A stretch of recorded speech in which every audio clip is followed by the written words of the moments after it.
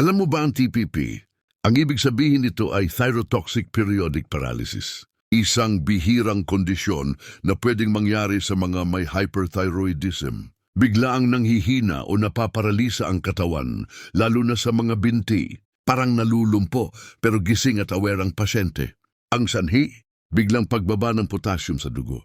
Madalas itong na-trigger ng pagkain ng maraming kanin, matatamis o kapag pagod na pagod. Mas madalas sa mga lalaking Asian kaya dapat alerto tayo. Ang tawag dito ay emergency. Kailangan ng gamutan agad. Lalakas lang ulit ang katawan kapag na-stabilize ang potassium at naayos ang thyroid.